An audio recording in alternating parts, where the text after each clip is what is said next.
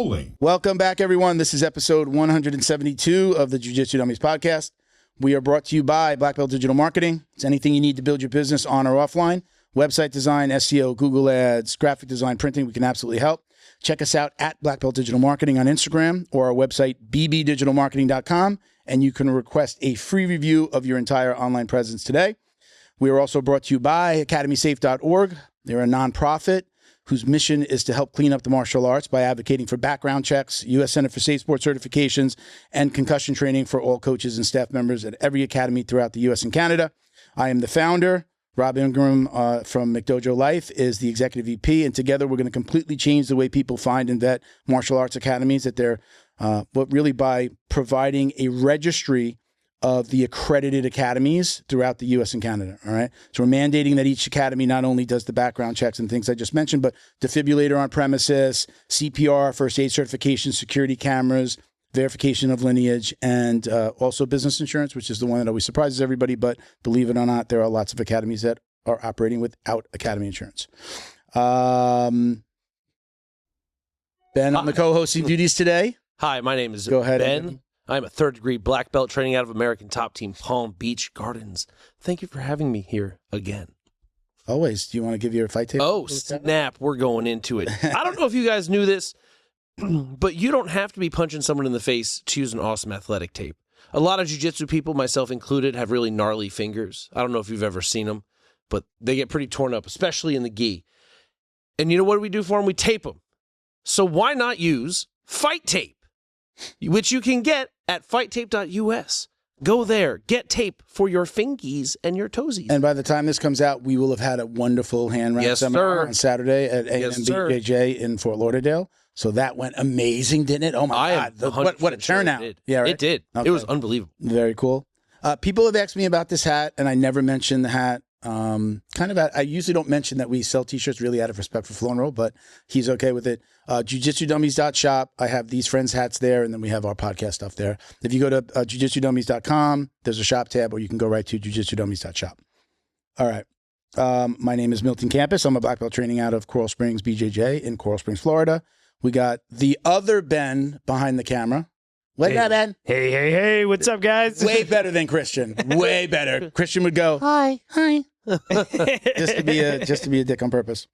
Don't forget to like, comment, save, share, click that subscribe button. We appreciate all the support. Joining us today is world champion, Panam Champ, ADCC medalist, right? Trials medalist, and black belt, Leilani Bernales. I'm not going to roll the R. Hi guys, how are you? Good. How you doing? I'm doing great. Definitely, you speak really low. You're gonna have to definitely get closer. Okay, I'm getting remember, closer. yeah. You speak very low. All right, again, I'm gonna turn myself up a little. Don't yell, Ben. I gotta turn myself up. She's got a very soft voice. Welcome to the show. Thank you for doing this. Thank you for having me. It's a pleasure. The history of this is I knew Enrique from Bro Science podcast. He mentioned you to me. He's like, you gotta have this girl. You gotta have her on. And I don't know if I communicated with you, he put us together, but then I went to Beach Jiu-Jitsu where you won, right? Are you the Beach Jiu-Jitsu? Did we need to add that here? Are you the Beach Jiu-Jitsu World Champ? Beach International Jiu-Jitsu Federation? I forget what it is, and I work with them too. Oops. Are you like officially? I would say I'm champion? the queen, yeah. You're the queen? Oh, you're the queen. I like it. So I saw you there. And I was like, that's Leilani. That's who I'm like, I gotta say hello and invite you on. And I did. And here we are. Yeah. That's where we met in person. Yeah. Yeah. He told me about you before. He said you had like a podcast and he got best like podcast. Yeah, he did mention that. The only podcast. So by the way, wait, listen. So check this out. So a list came out. It's based on Apple podcast reviews. So if you can go on and leave us a review, leave us a nice 5-star review. You could write something. You don't have to write something. But we are there's like 100 podcasts. We are number 15 in the Jiu-Jitsu podcast space. And then we were also listed under like martial arts podcast awesome. At like number, I think we're in the 40s. So but we're Joe number Rogan, 15. like, on our list? Rogan was in both of those. Okay, so we can be number 2. I like 15. 15, I was just like, And then when I really started to investigate it, it was because it was absolutely based on the amount of reviews that they had. So, well, in that case, so get out there. So Ben's going to leave a review today. The other Ben is going to leave a review. And Leilani's going to have such a good time that she's going to leave us a review. That's 3 more. We're going to be the 14th most popular podcast soon in the world,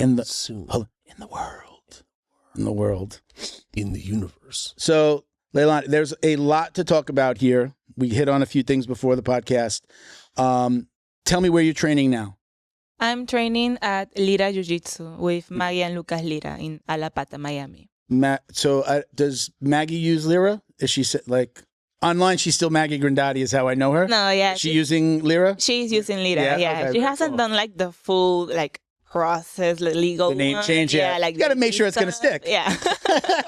But yeah, she's going by Lira. Both Lira. My ex-wife, who you know is your girlfriend. Yeah. By the way, whoa. She curses me for like one of the only things I asked her to do was change her name, and it was like a huge headache. And then we got divorced, and she had to change it back. So she had to do it twice. She hates me for that, but she loves me a little bit now. My wife wouldn't do it.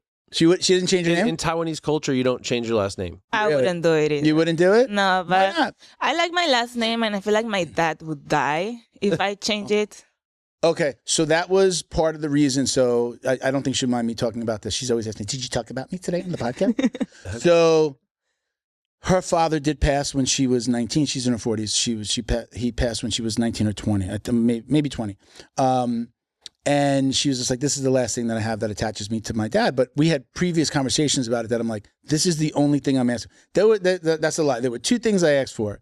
As we were getting up to getting married and actually doing the ceremony, I got a cake topper with me and my gi. I was a purple belt at the time. That was my only demand for the entire. You could do whatever you want. I don't care what colors, tables. I said, I want this cake topper, and we did it. We had one made. So there's me, Fight Sports logo and the purple belt, and changing her last name. Okay, but wait, you didn't get married wearing a gi, right? I didn't because she wouldn't let me. Okay. She wouldn't let me. I would have gotten I would have had like a brand new, like really nice, you know. Did you have a wedding? I wanted to at least have the belt. Like I was gonna have like the belt, like not show, but have the belt under my suit. Under my suit. As a purple belt. So I was supposed to be. I was like, we waited for the cake topper to make it because I was like I was supposed to get my brown belt, and it was just like the timing, like what's happening. This is all before COVID. And we waited, and I said, wait, don't do it yet, because I might get my brown belt. And then I obviously wasn't getting it because it's like December and June they usually do the promotions. Yeah. So I knew it wasn't happening. I was like, all right, just do the cake top already. But I did and I got married on a cruise, so it was like it was even more fun to be out there. But that was the only, like, she had control over everything, and I was just like, that's all. Do you want control over? Wait. So I get the whole thing. She had that too. She did say that she was very, very happy that she changed her name. When she would get called Mrs. Campus, when she was just like, oh my God, I love that. It sounds, you know. Okay, that's good. That's good. Roar. So she did love that. If she was ever to do it again, I know that she would at very least hyphenate, but you know, I don't even know she'd hyphenate right now. But I get it. If we got remarried, it would be, I don't think she would do it. At least she would say she's not going to do it, but I would try to convince her. She might think about it, yeah. It's for guys. I mean, I'm a little bit older. For me, it was like just a tradition. It was the only traditional thing that I asked of her, so I wanted to do it. No pressure. You're not getting married anytime. Are you engaged or anything? No, I'm not engaged. No, okay. So we don't have to worry about it yet. All right, so we don't need to worry about it. Sweet freedom. Yeah. So you're with Maggie. Talk to me about how you got your start in jiu-jitsu, because you didn't start here. I started in Peru. Yeah, so I actually never did martial arts before. I always was very drawn to them, but I don't know, my dad, he just didn't want to get me into it. I was doing a lot of surfing, and then I started college. I went to med school, and because of the schedule, I couldn't surf as much anymore, so I was looking for another sport, and I was 18 already, so I had a little bit more freedom, more independence. And a friend of mine told me there is a jiu-jitsu gym 5 blocks away from your house. You should go and try. I went for one trial class and I absolutely loved it. Loved it. And from that day, I finished the class, I signed up, and I started going like every day. If I could go twice a day, I would. I would start like skipping class in college to just go and train more jiu-jitsu. And I wasn't even thinking about doing it professionally. I just really liked it. So I started there in 2018. Look at Ben adding vodka to his water. No, I'm just kidding. I'm sorry. Go ahead. He was trying to be sneaky. It's just water, Ben. You could pour the water without having to be sneaky. You know, it's not a flask. Go ahead. I'm sorry. Go ahead. You're good. And yeah, I got my blue belt at the end of 2019. In Peru? In Peru. Yeah. And then COVID started. So I had like a year of college, and during that year I decided to move to the US to kind of like see what's up here, because I was born in Hawaii. For jiu-jitsu? No, not for jiu-jitsu. I was gonna start studying marine biology. Okay. Yeah. What were you in college? Were you already going through college there? Yeah. So I had 3 years of college by then. Okay. I was in med school, and then with COVID, I decided like maybe I don't want to be in the hospital like every day for the rest of my life. So I was like, well, I'm going to go to the US, see what's up there, maybe study like marine biology. Okay. And then I got here to Miami. It was beginning of 2021. And I had to wait a year for me to be like a resident, and then for the government to help me with my studies and everything. And during that year, I started working at a restaurant and doing jiu-jitsu at the same time. And I started like competing. I did my first world tournament in Nogi, and I won. And it was like a big organization. IBJJF. Okay. Yeah, so it was like a big eye-opening for me, because it was like, okay, this is like one of the biggest tournaments in jiu-jitsu. I don't even train that much Nogi. Like I was like a gi girl by then, and I went through the division easily. What belt is that again? Blue. So it just like got me thinking like, well, maybe like this could be a thing, you know. But my dad, he's a doctor. His parents were doctors, so I came from like a family. You don't tell him nothing. Yeah. It was. You want to do what? Yeah, it was a hard. Spanish, My hands save lives. Yeah. What? Literally. So yeah, I had to like just like sit on it and wait. And then I just kept fighting. I kept winning. I got promoted to a purple belt at the end of the year. Were you going to school as well? Or this is the year where you couldn't do anything, so you're training jiu-jitsu? Yes, that was a year where I couldn't do anything. Thank you, U.S. government, for making so her I had that excuse, you know. My dad was like, have you applied to college? And I'm like, Dad, I can't yet. I have to wait like another year. Could you have, but you just didn't. Could you? No, I couldn't, because like he wasn't going to support me economically with studies if it wasn't med school. Okay. And I already decided, period. yeah, if it wasn't med school, he was not supporting me. So in Peru, because you said like you were in med school. So here, what is it, like 4 years and then you go to med school for 3? Is it different there where like you're going to college and you're immediately in med school? Yeah, so there is different. Yeah, it's like just one career. It's still like 7 to 10 years, but you go straight into med school. You don't have to do like the biology to then go into med school. Okay. Is it still is it something that you still think about? I love it. Or like I love medicine. Like I keep watching it on Netflix. You know, like, series of doctors. And I'm very like a geek. You're the one still watching Grey's Anatomy. Yeah, I love it. Or my wife. House. Oh. I love all those shows. So yeah, I'm very like into it, and it's definitely like a passion, but I don't want to like pursue it as a career. Okay. That's the thing. Yeah, so my dad kind of like understands that, and the lifestyle that I want is not the same that he had. Mm-hmm. So it's in his eyes, you're wrong. Yeah. Pretty much. Yeah, pretty much. And when you went to him to tell him what was, I mean, I think you said like it took a little while, but what was his initial reaction? So his initial reaction, I told him after I won my second world title. That's a pretty good time to do it. So you won your first world title and he didn't know? Did he know you were training? He just didn't know you were like feeling about like I might want to do this as my career. Yes. Right. He didn't know. Fair enough, because maybe you're not 100%. It was just a fluke. Yeah. There's only 3 girls in that division. Yeah. You know. Yeah. So once I had like 2 world titles, 1 Pan American title like on my back, I was like, well, So this is what I want to do. I'm actually pretty good at this. Like, I can back it up. This is what I like. This is what I love. I'm going to use my 20s and I'm young. And, if I'm going to fight people, I better do it now than when I'm older, So I just want to use this time to, like, try this out. If it doesn't work out, I'm going to go back to school. Okay. Like, that was the deal. Yeah, at the beginning, he was like, oh, it's fine. Like, as long as you go back to school or you study something different, like, along the way, he's fine. Notice how the standards change? You'll be a doctor or nothing. Yeah. But, like, don't totally stop school. Just, like one class? One class? Does he, at that time, you talked about financial support, which obviously is important. Was he like, you could do it, but I'm not going to support you? Or he's just like, I will help? No. No, it's on me. He pulled the funds? Yeah, it's on me. Like, Let's give me that credit card back. Yeah. You're going to pull yourselves up by your bootstraps.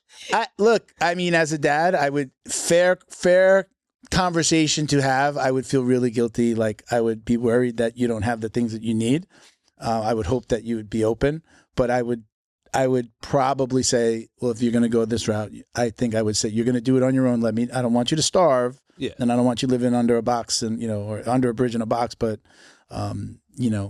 I've told my daughters, like, do something that you love. I didn't find what I loved until I was in my 40s, which was jiu-jitsu and then, doing all the things that I do. But it was, I tell them, I'm like, if you find something that you're passionate about, even if it doesn't seem like it's going to make a lot of money, like, there are things that you can do these days, whether it's social media or like my youngest is going to be an accountant, and I'm like, it's not so exciting. I'm like, but whatever you do, just like always think about owning your own agency. Like, don't just work for somebody else. At least that, which is where I can help them. But it's a hard conversation to have, like, that they're going to do something that's just like, for most people, like, what do we say? Like pie in the sky. Like, it's such a big dream that, and then here you go, world champion at blue belt. First time out, that's just like unheard of. Yeah, so it was something like that, the conversation. Like, he told me, this is a way I know how to do it. You go to college, you get this job, you make this amount of money, you live life this way. If you want to do it a different way, go ahead, try it out. And I feel like it was good that he didn't give me like all that support at the beginning, because it made me realize that real life is not easy, and you have to work and you have to worry about money. And it doesn't get any easier, just so you know. I've coached some fighters from Peru, and living in Palm Beach or living, especially in Miami, in terms of expenses, when you're going out on your own, it is way higher here. Yeah. Oh, yeah. Like, yeah.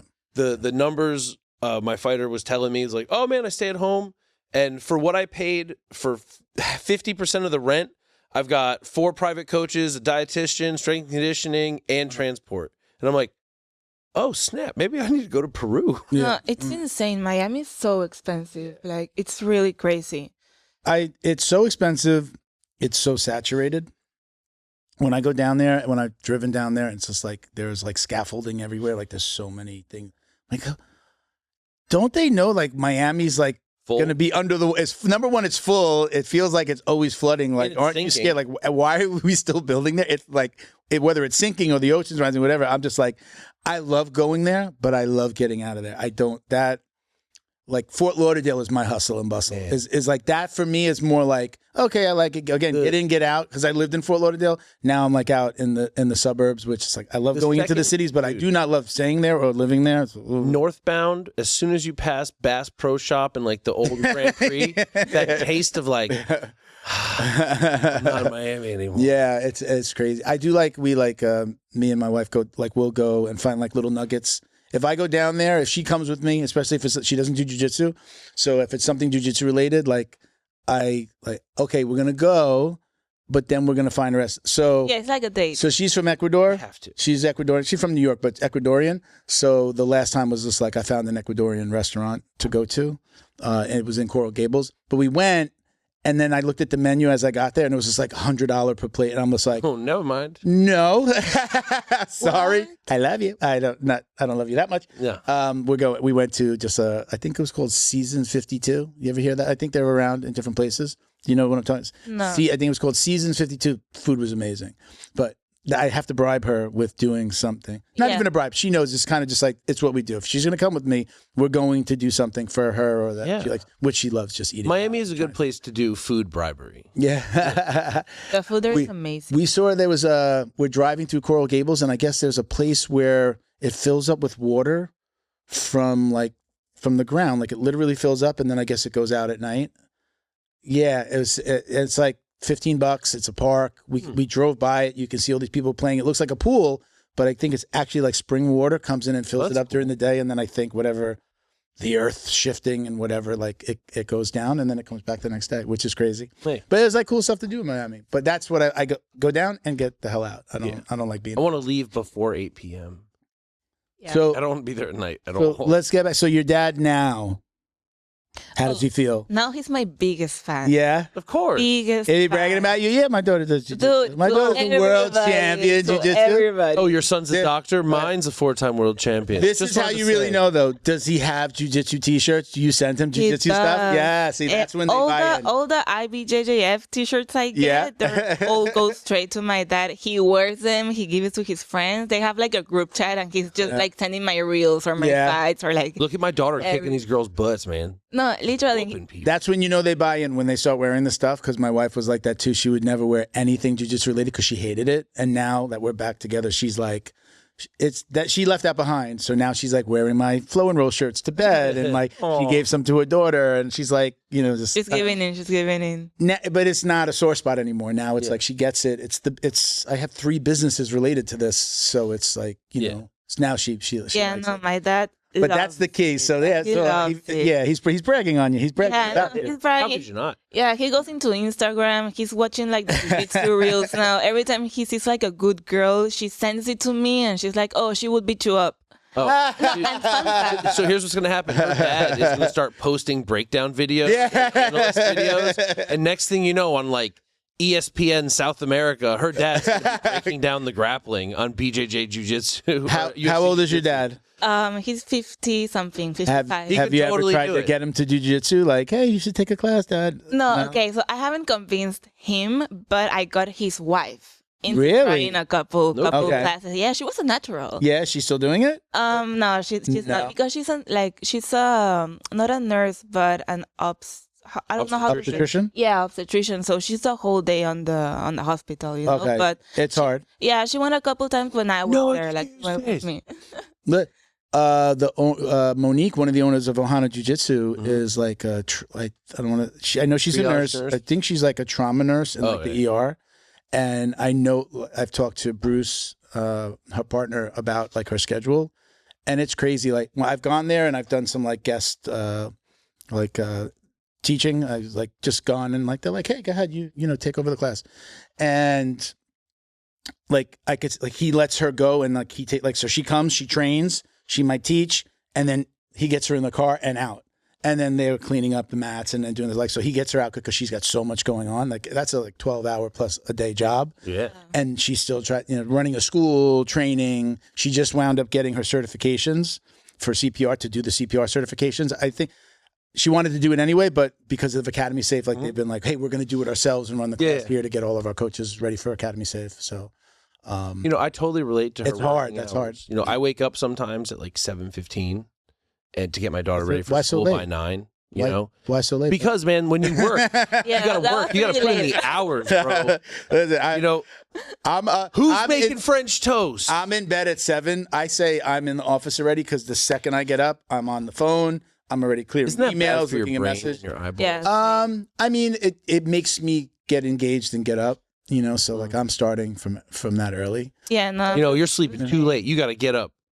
Yeah. And do it. Get after it. French toast. Get after it. Yeah. I'm gonna do the Jocko thing 4 a.m. Post my. I don't understand. I'm gonna get up at 3. Cold water, just like. Okay, hold on. Do you see? You know who Jocko is? Are you waking up? 6. 6. 6 a.m. What time's your first workout? 8:30. 6:30. No. 8:30. So you're waking up at 6. What are you doing? Like a morning stretch, light food, like. Dude, I go straight on my phone. I know it's bad, but thank God. I had to see how many people liked my last video. Yeah, like that's exactly what I do. I go see how many new followers, how many likes, how many views. It's my job. Like I have to do it. How seriously do you take your social media presence? Like, are you posting three Very times daily? Kind of. I try to do at least one daily, especially reels. I feel like that's the best for Instagram. Yeah, I mean, especially as an action kind of competitor. Yeah, you need that. So for if you can get here, and we had to stop doing it because I let somebody go at the company, but we had somebody that was posting. I have 3 different brands, and we were posting 3 times a day for each brand, and that was because I don't know. Do you know like McDojo Life? McDojo, they post a lot of like videos about fake martial arts, bad actors and jiu-jitsu. It's funny. It's mostly funny, but then it's like a serious story about something bad that's happened in martial arts. And he was coaching us, and he does this. He goes out and coaches like at events and stuff. He was just like, we need to get to 3 posts a day. So like at least one video, like mix it up with like a static image, video, reel. And then you could do that and schedule it. But it's hard to do that. I do, for Jiu-Jitsu Dummies specifically, I handle that channel. So it's like, I try to post every day. So it's posting either a video. I do either a clip from the show or I do something funny. I try to do something like find something. Something trendy. But I enjoy that because it's like, come on. You get to laugh while you work. I mean, the first business I ever had, my first real business was a funny t-shirt company. That's morphed into the podcast. Like we're talking about 2003. I started my first t-shirt company and it was all funny t-shirts. And I was like, if I'm going to work and bust my ass, I want to laugh during the day. And it was like that. We were just like the craziest things that we put on t-shirts. But yeah. What's it called tshirthell.com? Tshirtinsanity.com. I think I still do. I don't think I own the name anymore. Do you think like an old shell is still up there? Like we can see your stuff? We started at Wicked Tees. Okay. But Wicked is channel. Yeah. So they you reached out to someone like, you have to give up that domain. And I was just like, I didn't like this domain anyway.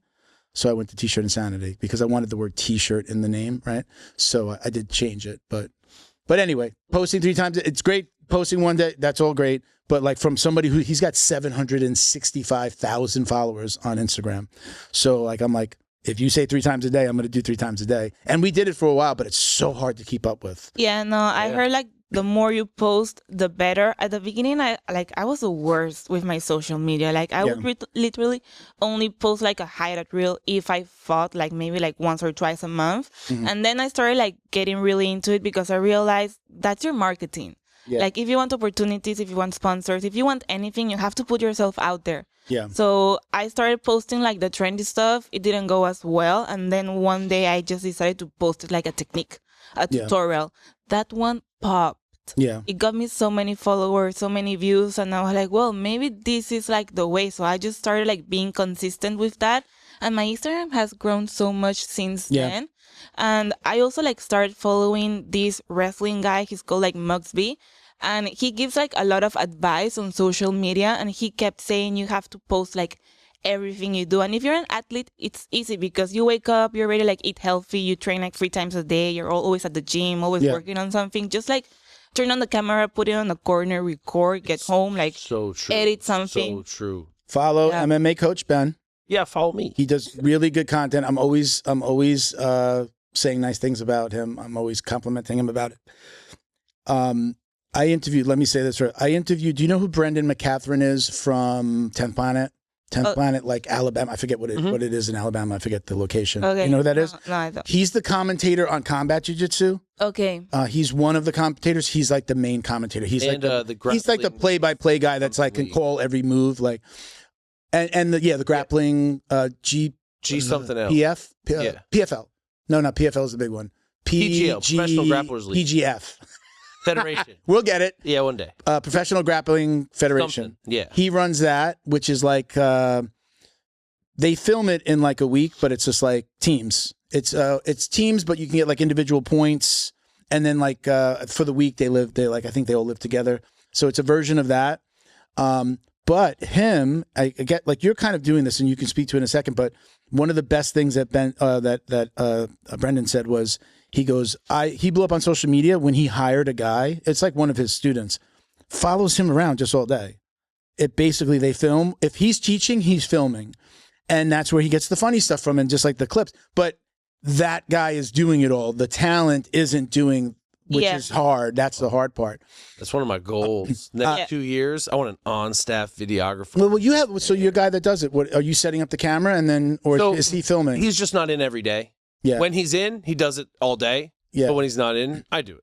There's a new, I have the old version of this, but there's a new version. It's a different company where like you set up the tripod and then it follows you. A DJI, yeah. There's a new one that's 360. I just saw the commercial for it yesterday on Instagram. So that's like a great replacement for somebody following you so that you can record yourself. It's going to follow you. This one is 360. Mine is not 360. It will literally follow you wherever you go. And you can then cut it from there. Yeah, it's way better if it moves, and it's not static. Yeah, you don't want to go off camera and it's like, oh shit, I'm not in the frame, right? So you don't have to worry about that. Yeah, no, I just got my girlfriend like, here, have the phone and just like follow me around. Yeah, and it sucks when she works because like she's not with me recording. So I just want to be at the point like, girl, don't work anymore. Just like grab the camera and record everything. I've been telling that to my wife too. We all want that. Yeah. See, like your wife works with you, but does she have an outside career? My wife's a PA for an acupuncturist, and then. But that's like very part-time. She does a lot of the office work for you too, right? Yeah. But then you have a guy that films? Yeah. And he's a student. He's a student. We just kind of bartered all the time. We bartered, dues for filming. He's like, when I'm in, I'll film. Yeah. Great. Welcome to a new age in wellness, healing, and recovery. Leheal Biogenix is at the forefront of new and natural methods of treatment. Friendly staff will take you through the process comfortably and help you optimize your body, heal injuries, and recover from physical stress and traumas. From red light therapy, laser treatment, to peptides, and much more. Check out Leheal.com. Be your best. Get Leheal. Special thank you to the crew over at Flow and Roll for all their support. Flow and Roll is renowned for their incredible no-gi rash guards, shorts, and leggings. Flow and Roll has quickly become the premier custom apparel provider for academies big and small throughout the United States. Reach out today to discuss your custom order and ask about their incredible pre-order program. You can send an email to flowandroll@gmail.com or visit their Instagram at flow_n_roll and shoot them a direct message. And yes, they can create an awesome custom gi for your academy as well. Visit flowandroll.com to check out their awesome designs, and remember, you'll get 20% off your purchase of t-shirts, rash guards, or gis with code JJD.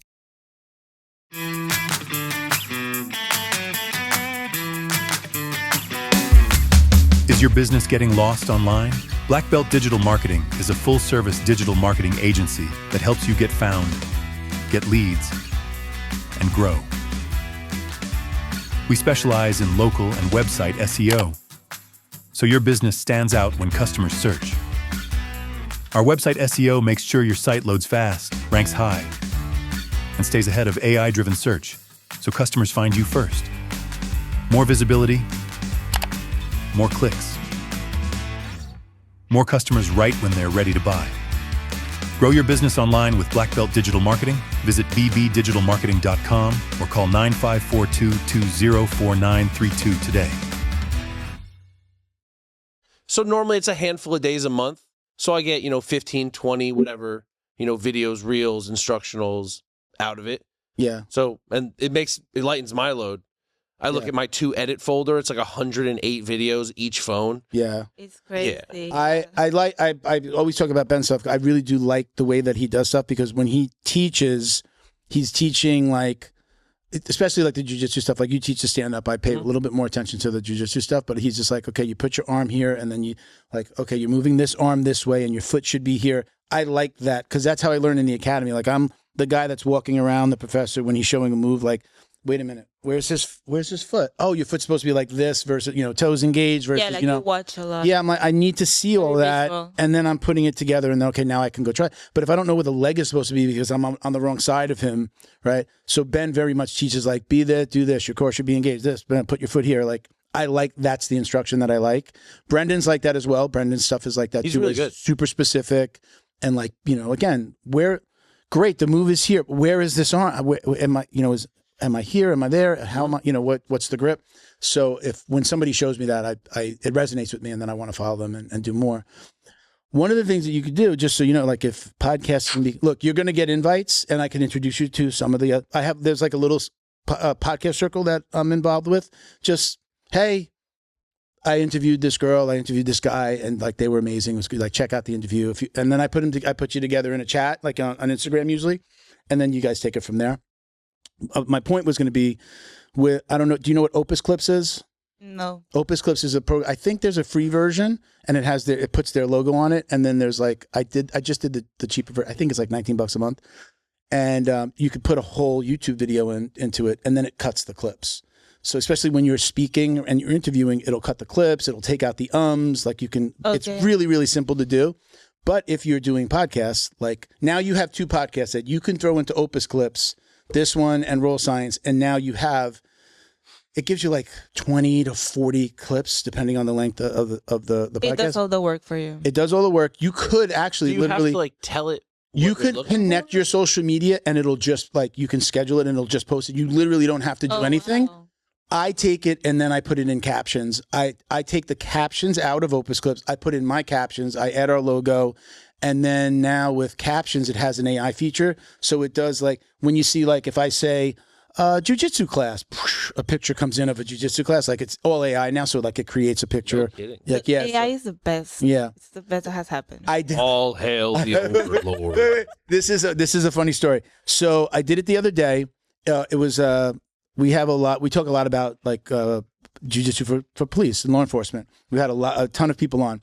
The other day, I said it was cuffing. It was cuffing techniques, and the AI picture that it put in was 2 cops putting the handcuffs, but it was around the neck. Again, AI. Then here in the crotch, it was another neck and head coming out of the crotch, and it looked like more like S&M. Like what's so weird about that? Well, I had to take it out. And I'm glad I caught it. Most of the time I don't catch it. I'm just like, okay, there was a picture.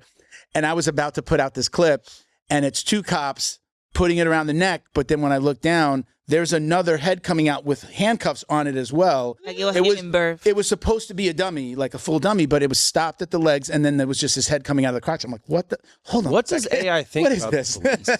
It's not perfect. I had to, when I looked at the instruction, it didn't say have a head coming out of the crotch, but I just like modified the instruction for that picture. It does it again, and then you output it. Well, it sounds like AI doesn't black. For content, for somebody who wants to put out content, like I know for me sometimes I'm like, I don't know what to put out today. Like I'm bored with the same stuff that I've been putting out, or there's enough for that episode.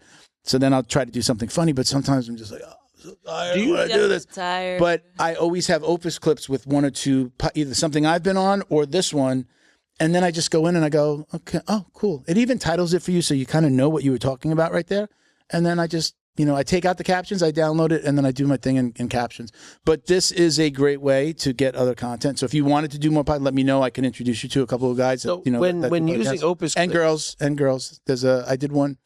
I forget her name. Go ahead. I'll remember the name of a female. She does a really great podcast. Do you need to tell Opus Clips what you're looking for, or it basically watches the podcast and goes, "This exchange was good"? It's all yeah. You can open it up and you can say, "Ooh, I missed. We need a few extra seconds." But it's a great way to do. I mean, that's cool. You've put out a couple what do you use when you've put out stuff from here, or is it your guy doing it? I just rip it and cut it. Yeah, rip it through where though? Oh no, I just screen record it. And then okay, all right, yeah. But Opus Clips does it, so it's a great way to have if you're the content creator. And you're like, sometimes I'm just like, oh, that was a lot of me, like the last couple of days. The most important person. Yeah, there's a lot of me, and then I'm just like, okay, I got to break this up with something else. So I do other like business ones, so then I'll share it. So the other thing is like, do you like invite other people to collab on a post? Like the invite collab feature? Are you doing that? Not really. Like I haven't done a lot of collabs. I'm trying to do a lot more with Maggie. Like we are going to try to get really like a lot of content for our UFC BJJ fights coming up next week. So we're just both on the card? Yeah, right? we're both on the card. I saw your name stood out to me real quick. See, Granddaddy Lira. Granddaddy Lira. I'm the second fight. She's gonna be the third fight. So very cool. Congratulations. Yeah, thank you. Is this your first UFC anything? Yes. Right, because what was it before? It was UFC Fight Pass. It was just invitational. Yeah. So this is this it now? It's no more invitational? This is... I do not know. It kind of feels like this is but I feel like they're going to be switching to UFC BJJ now. What do you think about this? I love it. Did you see the show? I saw the show. What'd you think? I thought it was amazing. Like, I don't know why people are hating on Mikey Musumeci. Like, he made the show so funny. I love him. What have you been hearing? I don't feel like I heard anything bad. I don't know. I just seen on social media like telling like why is Mikey so weird and things like that. But guys, Because he's weird. Just yeah, let the man be it's weird. a reality show, you know. We're all I love combat sports. I love explaining who he is to somebody who doesn't know. So like I was telling my wife, I was watching it. She was like on her phone and I was sitting on the couch. I'm like, I really want to watch this. And I'm like, he came on and he starts talking and now she's watching and I go, pause.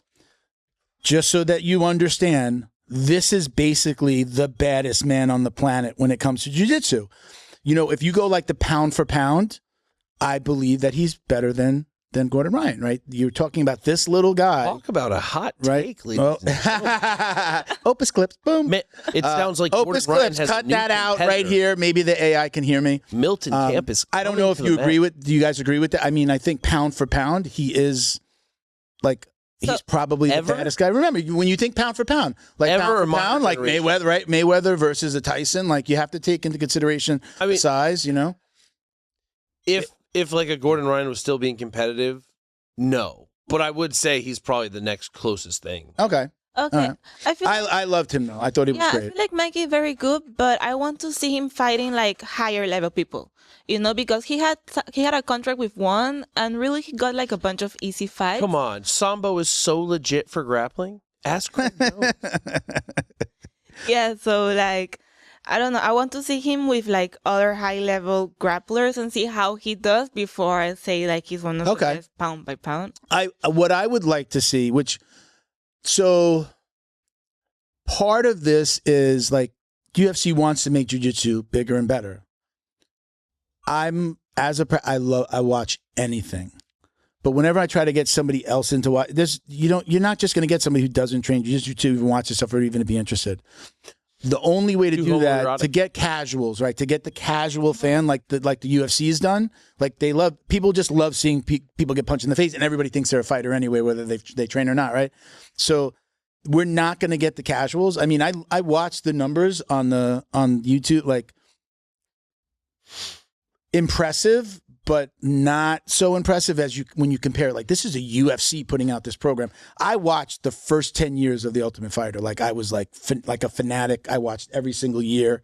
But like if you're going to get those casuals in, I think that they have to do more than just drop to the ground and start grabbing legs. It looks just to a casual, it just looks strange. I didn't know that this doesn't look the same as the jiu-jitsu that I see in the UFC. You're right. Yeah, You're right. no, Lockdown players be damned. We should ban them. Well, no. Don't go that far. Don't go that far. Yeah, but people don't like guard pullers. But UFC is taking action in that. Like I know for the rule set that if you're going to pull guard, you have to have an engagement and go straight into attacking. You have to be attached. You have to be attached and be touching. Yeah, and you have to like pull into an attack. You know, you can't just like sit on your butt and wait for somebody to like walk into your guard. Yeah, if you're gonna pull guard, you have to be very active with it. So I guess they want to change that. I think it needs to be a little bit more dynamic. Like watching William Tackett, watching some of the other fights. He killed it. When they, I should have said Andrew's the younger one, right? Andrew's the one that was in it, right? Yeah, he's the one that was in reality. Him and his brother are both fighting on this card. Yeah. Watching him is just like, this is amazing. Like, he's not pulling guard. He's not just going, he can if he's in a scramble, he's going to, if he can grab a foot, he's going to grab a foot, but he's not just dropping for the foot, which is what Mikey does, which is just kind of like, I watched all the ones that he was on. I would just watch him and then, okay, on to another show. It's not very fun. I don't find it a lot of fun though. I like to watch the technique and I watch it for that, like, okay, let's see what he's going to do. But it's just like, it's not entertaining to watch. Yeah, so I feel like they're working on that. Yeah. You know, like they're getting different grapplers, see their style. The ones they like are the ones they're keeping, and the ones that they don't like are the ones they do have to make it entertaining. You have to come in. I think you said this on the Roll podcast, on Roll Science. You said something about like you I can let you explain. You said something about like going from like wanting to win to wanting to be entertaining. Like to put on a good show, right? You said, is that what you said? Yeah, I said that. So before I was like the way I was trained was like, okay, this is a strategy. You have like this amount of time to fight. You're gonna use this time to like kind of like cook them out, get them tired, and then you're gonna use this fight to score or get to a position of control and just like think about winning the match. Which I get it. It's strategy. Like if you want to win, let's say there's like $1 million on the line. I get that's the plan you're going to do. But if the point of the fight is to put on a show, like, why are you gonna kind of like pace yourself out, you know? Yeah. I like the scrambles. I love scrambles. I love to go into the fight and just like roll and try to catch something from there, just like scrap it out. It's what I find fun about jiu-jitsu. And if I'm going to fight, that's what I want to do. I want to go out there and have fun. Of course, like, I get that you need to learn how to control and like stabilize positions. I understand that, but I don't think it's fun. So you can tell me, you can say that you can't or don't want to answer this. I just spoke to somebody in the last 24 hours that said something about, was it you just outside? They're talking about the contracts, UFC BJJ, about you can't fight. You just said it. I saw Craig Jones saying that the UFC BJJ people Easy for you to say.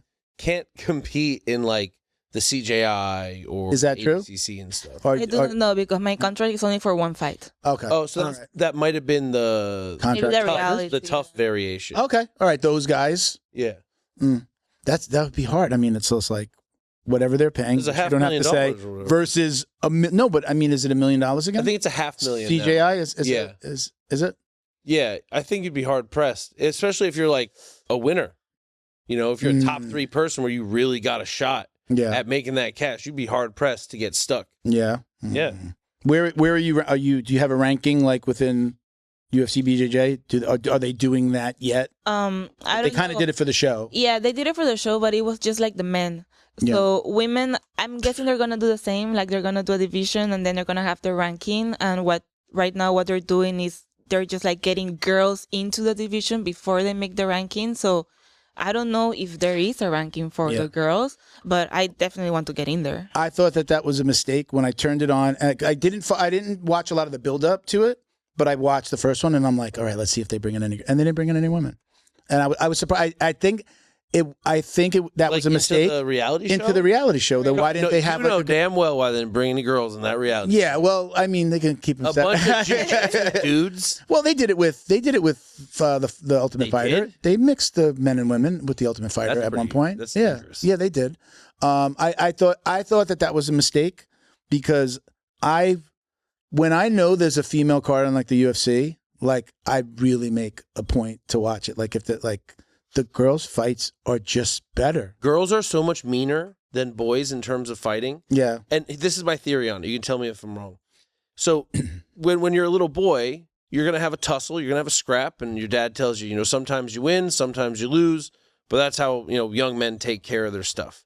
Girls are never taught that, right? So when they fight, there is no, I might lose. It's just, I'm going to destroy you. Yeah. So they like don't have that. Well, look, we have women here. Is that the case? Is that your mindset? Yeah. I feel it's like that. Like, I don't know. Fighting is something that I don't want to say repressed, but in most girls, it's very repressed. Like, you have to behave certain way. You have to talk certain way. You have to dress, do your hair, your nails, like certain way. Very demure. Very nonchalant. And they never like teach you how to like just fight and get it out there. So once you get a taste of that, I think it becomes very addictive. Here's a question. There's a city up in the mountains in Peru, and around New Year's and Christmas, basically the whole city meets in the middle, and if you got beef, you air that shit out and you handle it. Like I saw in a documentary on it. Some guy's like, I got beef with 5 neighbors and just calls them out, fights them, and you have to fight or you got to suck it up and shut up. Yeah. Okay. And the whole city does it. Men and women? Yeah. Is that? Yeah, the girls. Do you know about that? Oh, yeah, the girls. And they have like their socks. Do you know what it's like? Is there a name for it? Name. Yeah, I forgot the name of the city. The city or the name of it? It's probably like on the. It's like an old school tribal. You got to like hike up there. One of my guys is Peruvian. And he went home and visit family. He's like, I saw this video. I got to check it out. And he's like, it took a while. Yeah. Oh wow. Yeah. But he said it was cool. Yeah. Did you like? I don't know if you said it here or on Roll Science. Did you wanted to do martial arts? Like it was something that you had thought of and wanted to do, but you didn't do it till jiu-jitsu. Jiu-jitsu was the first time. What made you? I don't know if you said this before. What clicked at that point and like, oh, let me go to this jiu-jitsu class? Yeah, so I did a little bit of boxing because that's like the sport I had at my club and I liked it.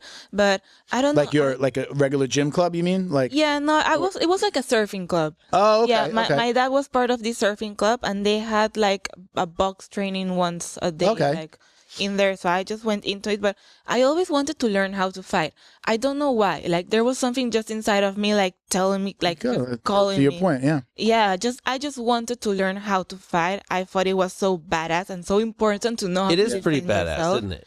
Yeah, Like- so the moment I had the freedom to do it, I went for it. When I talked before about my wife, like she hated jiu-jitsu, mostly because I was like always training jiu-jitsu. And for my first few years, my first school, I was there for 2 years. I trained 6 days a week. Saturday was an open mat. We would go to somebody else's open mat and they would come to us. The gym owner had a friend, so we would go back and forth. But I started helping with the kids class and then running the kids class. So I was there between 2 and 3 hours a day, 5 days a week, and then open mat, which is your driving. So that's 4 hours, drive, catch up with the guys, go get lunch, go train for an hour and a half, 2 hours, and then go. She's like, really? Every day? Really? And that was the problem. But she found kickboxing. But just like not the sparring kickboxing, like it's a raw kickboxing in Coral Springs. Shout out to them. They have an amazing program. She found that and she fell in love with it. And then she understood the passion, like not wanting to miss a day or like feeling like I haven't gone for a couple of days. I feel weird, not getting that whole aggression out is when she let up on the jiu-jitsu, when she started to, like, I understand it, the passion and really just like, I was a fanatic in the beginning. I was just like, if I wasn't doing jiu-jitsu, I found Jason Scully, the Grappler's Guide. Yep. I found that channel and it would be like 55 arm bars in 5 minutes. And I would watch those videos. So she'd come to bed. I'd be like already, I'm laying in bed. I've taken over the TV and I'm shooting like the video from the phone to the TV. And she says, Yeah. you were training jiu-jitsu for 3 hours. What now? More jiu-jitsu? And it But was look at like, this variation. I was reading books. I wrote Jiu-Jitsu University. I went on a cruise and I brought that book with me and read. I was a fanatic in the beginning. And it was just like, I get it now looking back. It was like, oh, it was a bit much. Yeah, no, but if your partner like doesn't do jiu-jitsu, I understand why it's hard to get it because it's a sport that you're just like into it the whole day and you just want to do more and more.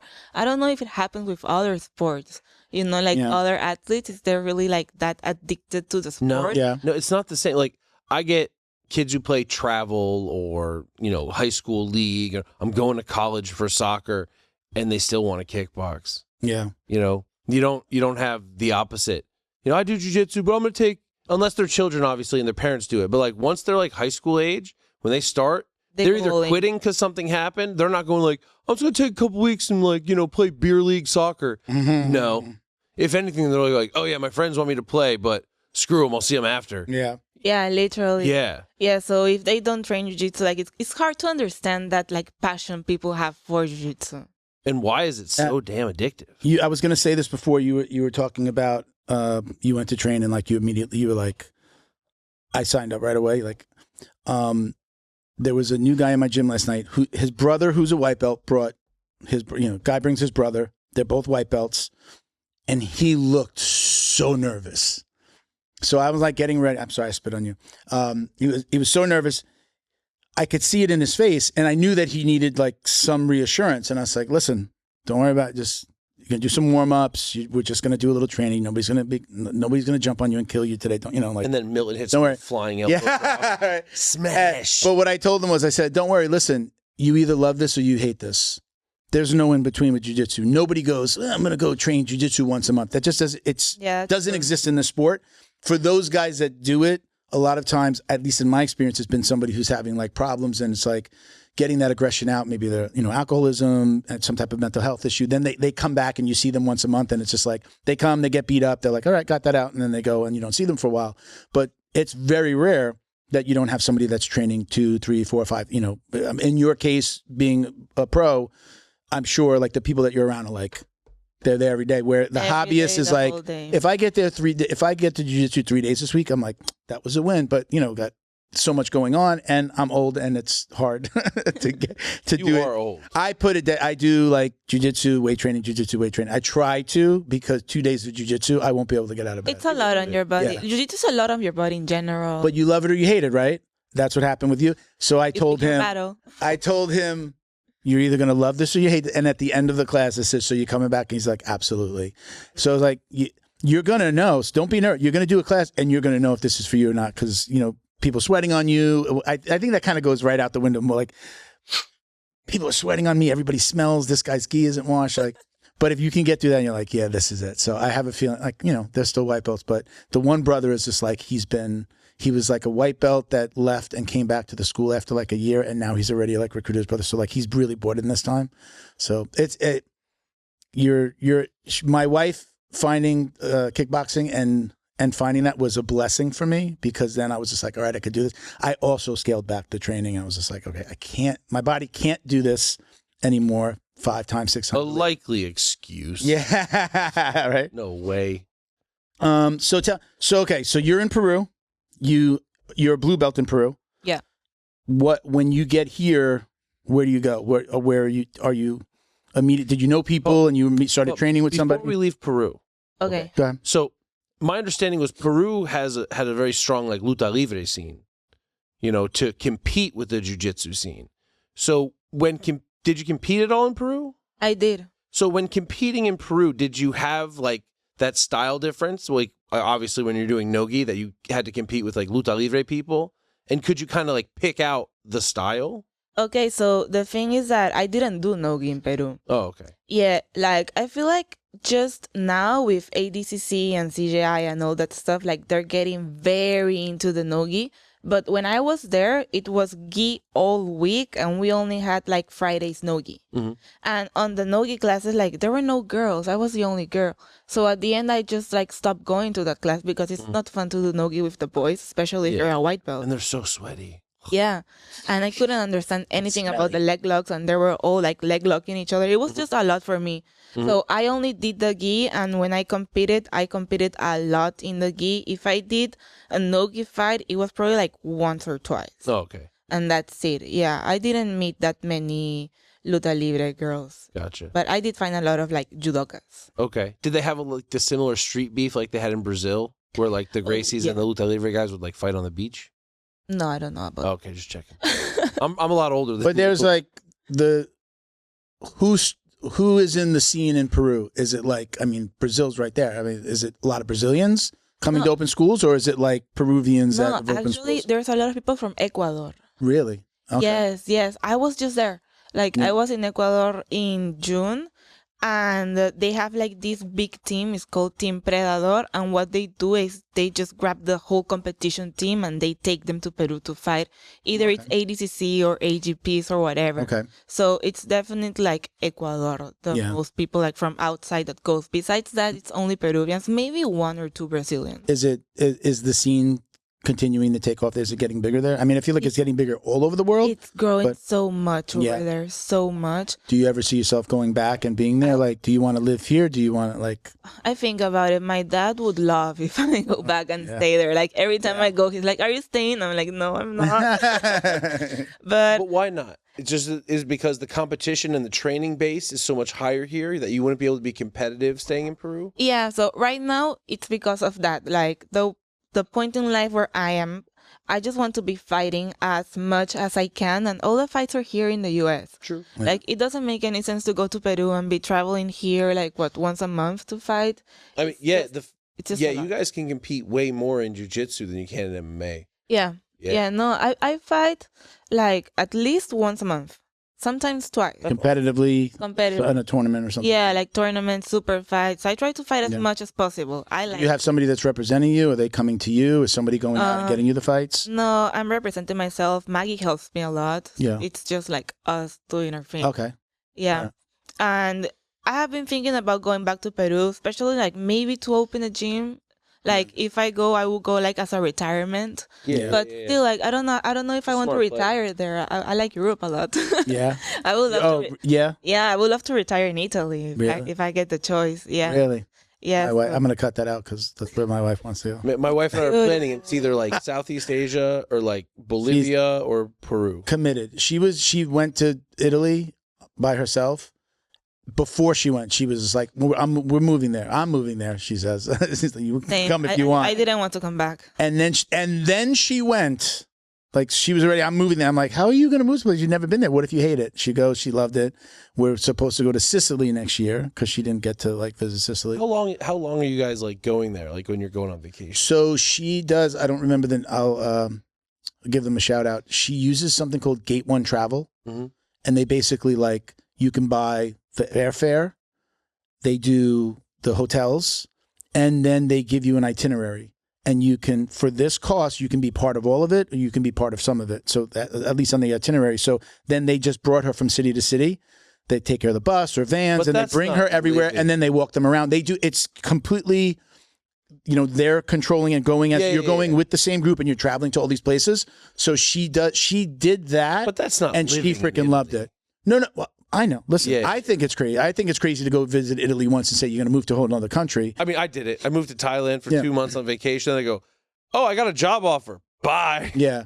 I don't think. Have you been to Europe already? Have you traveled? Yeah, I've been to Paris and Italy. Okay. I didn't like Paris that much. For jiu-jitsu or for just So Paris was jiu-jitsu. I did the Europeans there. Italy was just like traveling with my mom and my sister, like a girls' trip. And you loved it? I loved it. I love the vibes. I love. Do you love food. Is it? Where is the where it's all Naples? water? Venice. Venice is right. Yeah, no. She loved it there. I went to Cinque Terre. Like it's on one of the coasts. Like if it's the boot, kind of like up the boot on the left. Okay.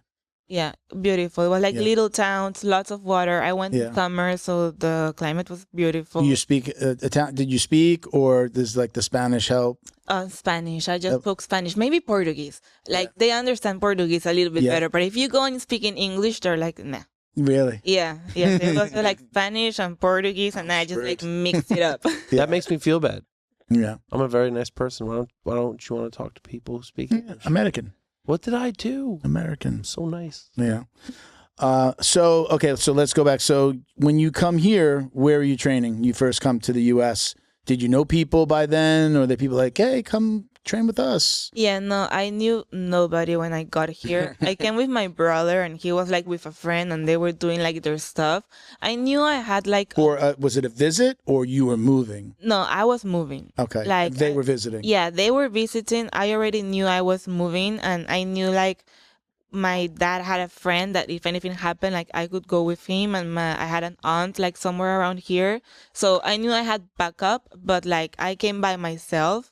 And the first thing I did, I got here, I went on Google and I was like, jiu-jitsu near me, and my options were fight sports and Wagner Racha martial arts. So I ended up going to fight sports because it was way closer. And I stayed there for like 3 years. Yeah. Yeah, until 2024. We want to talk about why you left? Yeah, sure. We can talk about why I left. I'll leave it up to you. Yeah. So once I started training there, I started to date this black belt. And they had a very strict policy about coaches like not dating students. But he kind of like fell in love, and he told like his boss, like, hey, this is pretty serious, I want to like really give it a shot. Do I have your permission? And he was like, yes, of course. But you have to know that if things go wrong, it's your responsibility, and you're going to be the one leaving the team, like the student is not going to be affected by this. And I was like, okay, well, then the relationship became serious. We started, we dated for around 3 years. And by the end of the relationship, which was beginning of 2024, I decided like it wasn't working for me. It wasn't like really very romantic. It was more like a friendship. And it just wasn't like fulfilling me anymore. And I wanted to put a stop to it. But of course, like, I was already working there on the kids class. We were doing that together. Like my career was there. My job was there. My whole life was there. So finishing that relationship, like, could affect my other relationships inside the gym. Mm-hmm. So I wasn't like very sure what to do. But the day got, and I was like, okay, like, I know I want out. I'm not comfortable here. I ended that relationship. And guess who ended up leaving the gym? Tell us. It was me, the student. Really? It was not the coach, yeah. And I did not see it coming. Like, really, like, I knew it was going to be weird to, like, finish the relationship and both be there. So I was already, like, thinking about opening up and, like, going my separate way. But it wasn't my decision at the end of the day. Like, I ended up being kicked out before I could even, like, decide to leave. So, yeah, after that, I just, like, look around Miami. And it was tough because, like, those are kind of, like, the best gyms in the area. I went to Outer Heaven, but they do a lot of gi. They don't do that. They're pretty much only gi. Yeah, and I'm, like, more into the no-gi. I feel like that's where all the super fights and the big fights are. Yeah. And then Maggie had left Fight Sports a year before that, but her gym was more like strength and conditioning. It wasn't a jiu-jitsu gym. The Champion Fit. Yeah, they had mats and they would lay them down, but they weren't like a jiu-jitsu gym. I watched her progression. You're talking about when she left. Yeah, I watched that progression, and the old coach, the female coach at my gym, the wife of the owner wife, she would do it there. So she was, I don't know if she always, it feels like she was always under Champion Fit. She got the girls in our academy, like, in shape. Like, cause we were like all mom, like the moms of the students would train. We were great at recruiting the parents at that school. And yeah, I mean, I don't want to be rude, but like you can see the change in their bodies. It was just like, what is going on here? Like, don't look away, because like the girls got in shape. Yeah. No, it's and a it good was program. Champion Fit stuff. I remember her posting, so I know she was doing the program. However, that looks like, I don't know if she's getting coached online by Maggie, and then she was doing it, and those women got ripped. Yeah, no, she does great. And if you see the workouts, like, they look very simple, but if you do it, like, they actually push a lot. Yeah. So, and it's very much, correct me if I'm wrong, or at least maybe they'll modify something for you. It is very much jiu-jitsu related, or she can create jiu-jitsu related exercises for jiu-jitsu related movements. Yeah, so she does that. She adjusts it for jiu-jitsu, but if you practice another sport, she can adjust it for the other sport. So it's very like tailored, depending on what. I feel like she was like probably one of the only ones doing that when she started. Again, because being at Fight Sports, I would follow them and I would see their stuff, and I saw the evolution of it, at least just watching the clips online. So I don't feel like there were a lot of people, at least that were visible on social media, doing that. I know there's some people, but like I feel like she's the one that took it to another level, especially as a female doing it. I don't think there was anybody else doing that. Yeah, I can't think of anybody else either, especially like in the jiu-jitsu world. I feel like she was kind of like the pioneer of that. Yeah. Yeah, which is pretty cool. And so the time I left, like, her gym wasn't jiu-jitsu, so I was trying like other gyms. But then at the end of 2024, like, they decided to switch to full jiu-jitsu. Yeah. Like, she was like, let's take all this equipment out. We're just going to put like mats everywhere, and we're going to be a jiu-jitsu gym, because that's what we want. That's what people want. And really, like, that's what we want to grow with. Yeah. So January 2025 was when they like remodeled everything and opened. Same location. Same location. Again, I feel like I remember seeing it online. Yeah, but now it's all mats, and there's like a little rack at the end, but that was getting out of it. I mean, it's such a part of, when I think about her as like, that's part of her brand. So is she still doing that, or she just does it for herself, or she's still doing it as a program? She does it online. Okay. So yeah, she's going to move the gym into her home, and she's going to do like the videos at home. Okay. And then just expand the mats on the gym, because we're getting so many new students. Yeah. Like, if we started with 4 people, like on the competition class or the regular classes, now the mats are packed. Yeah. Like, there's classes. Is there a big female presence? For obvious reasons. Yes, I think that's what's missing here in South Florida. We have the same amount of female students and male students. Yeah. That's a very big goal. I was very proud of that at my old school. Unfortunately, things happened, but I was very, like, that's how I pitched it to people, even men, women, somebody looking to put their kid. I say, the difference with us is we have a huge female presence. A huge female presence on the mat is always good for females, for safety. Surprisingly, I was wrong. But in our case, I was wrong, but I really feel like that really is, more often than not, it is something that people should be looking for.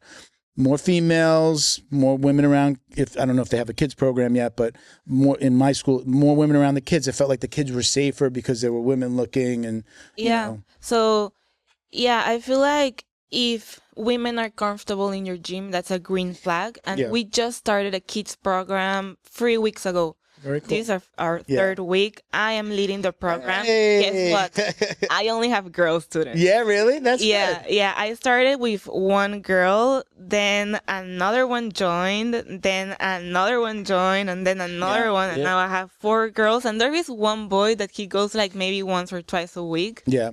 But what age are you starting? Like what age to what age? We're going 8 to 12, 14. Will you take younger than that or too young? Depends on the size and how fast they learn, you know, because like I started from zero, from scratch. So I got like the first group and they were all like the same size. Yeah. So it depends like whoever comes, like age and what size they are and if they can work with the group that I already way do. easier to start with that group. Yeah. When we started kids classes at my gym, we just had 8 and up.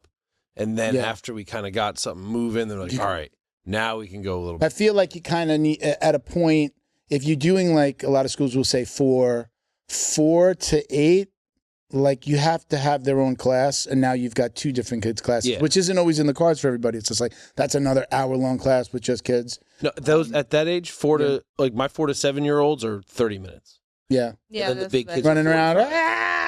Right. No, I'm telling you, the parent number one things they want to see is you can go, hey, line up, and their child goes from being rabid to lining up. They're like, anything is possible. I just reposted a video. I think it was actually Matt Arroyo from one of the Gracie Jiu-Jitsus up in Tampa was doing like a reaction video to it, and it was, I think it was like women just acting like they were kids, like what it would look like if adults acted like kids during the kids class. And they're just like, hi, I'm 7. Like, you know, like she was just doing like all the crazy things. Well, there was a whole bunch of women doing crazy things that kids pulling do. on belts. Which was hilarious. On heels. Yeah, just like they're so 2 weird. kids like laying on the, like looking at each other, just like staring at each other on the side of the mat, you know, just like the whole class is going on and they're just like touching each other's doing, faces. Like, straight eye contact. It's like, guys, that's not normal. So how many kids you have in that program now? You just starting it? So far 5. 5. That's good. Yeah, with It's 3 weeks in? With 3 weeks. That's good. You have more than one new kid a week. It's growing. So like I know, I mean I don't there's 2 parts to this question, I guess. It's like how comfortable are you as a competitor like training with the guys, and is it like or do you still train with men, and is it just like if I'm going to compete against women I should be like rolling with women? On the competition side of it, forget about like the hobbyists and the kids for a second, because I mean I like, you know, I have a ton of different girls that we repost and like that watch the show since they were a little bit younger, and I know they want to come on the show, and I'm usually like wait till they're a little bit older, because like the kids episodes don't do great, like they need to be like adults. So like I've had Helena Cravar on when she was younger, so like they do okay, but like she had a bigger name, so that episode probably did better. But like ones when it's just kids, it's kind of like they can't like how much life experience do they have? Yeah, they're still kids. But like, what is your like? I feel like competitive women teaching other girls that want to be competitors is more ideal than just throwing them to a class with guys. Thoughts on that? Am I right? Am I wrong? Yeah, so I used to train a lot with the boys because at Fight Sports, like there weren't that many competitor girls. Like it was just me, Jasmine, and maybe like a couple more. So we would mix it up, not with the men, but with like the teenage boys, which were like kind of like similar to our size, but they were like still stronger, and sometimes it just like didn't make sense. Yeah. And now that I am with the Liras and we have so many girls, I don't even want to train with the boys anymore. Yeah. Like, it gets to a point at the training where they want to mix it up. And I'm like, can we just, like, stay with the girls? Because, one, I don't want to get injured. Like, I don't think any of you guys are going to injure me on purpose. But you're still, like, bigger. You're heavier. And if you move, like, if you do a fast and uncontrolled movement, I'm not going to be strong enough to actually, like, control you and take care of myself at the same time. So I think that if you have a strong, like, female team that you can train with, they don't have to be all professionals. They can be white, blue, purple belt. It doesn't matter. You can find a way to train with them. But I love training with women. I think it's the most realistic. We used to, again, now I understand why we did it. It was my understanding of it in the situation or at the time was different. they separated the men and the women. In my old school, they took, where there was offices, they basically put mats. So the women originally they were in a different class at the same time, and the women would train on the other side. And they got good, way faster than the guys because Sophia she's a world champ. She was a badass. And then the men were on this side. Then they combined the class. We would do all of our warm-ups together, but when we rolled, they put cones down the mat and about a little bit more, depending on how many women were there. And a lot of times, sometimes it was more women than men in our classes sometimes. They would put cones on the mat and the women trained on one side and the guys trained on. And the only way that you were really training with the women is if you were a smaller guy or like some of the teenage boys were like matched up really well size-wise with somebody. You had to be told to go there, though. It wasn't just like, well, I'm going to go train with the women. So like their son would train with them, and then like a lot of the boys that were like maybe like just turning 16 and have their green belt or something. But usually you were directed to train. But that was like a big deal. I was just like, oh, I thought, again, a father of girls, I would rather that than some of these creepy old men like rolling with a 16-year-old girl. Yeah. I said this to somebody yesterday, even when like there were some girls, there was one girl, she was like 12 years old and she was taller. She was like my height. She was just a big girl, really tall. Her mother was really tall. Her father like was super tall. She was a big girl. I used to roll with her, but after like the drama had happened, her mother was always there. So sometimes the mom would be like, go roll with Milton. And like, she'd be like, oh shit, I gotta roll with Milton. And then sometimes I started to ask her mom, like, is it okay if I ask her to roll? I would ask her mom because I didn't want to be the creepy old guy. And I knew she didn't love rolling with me. So then her mom saying, yeah, roll with Milton was like a good, like a way for me to get her to roll. But I just didn't, after all the stuff that happened with Fight Sport, I just didn't like, I was like, this is great. They've separated everybody, but I just felt uncomfortable. Like, I don't know. I felt like the girls got together and like that happened because like the girls were like, we don't want to roll with them. So honestly, we don't want to roll with you. Like, if I'm being honest, they were looking forward to it. There were a couple of girls though that were like really super tough and needed to like, just like they competed and they needed to roll with some of the guys to get like just a harder, like they're going to compete and they just like, they were larger girls and they needed to compete with the guys. So, but again, always their choice. I to this day, I almost just about never ask a woman to roll unless she's like, hey, can we, like, she has to come to me because I want her to feel comfortable and I feel good if they feel comfortable with me.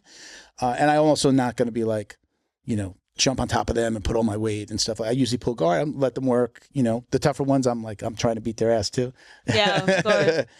But I mean, I just don't, I don't know. I think one of the things that we're lacking in South Florida, I'm glad that Maggie's doing it, I'm glad to see you doing it, is besides really, I can think of like Jasmine as somebody who competes, who also trains.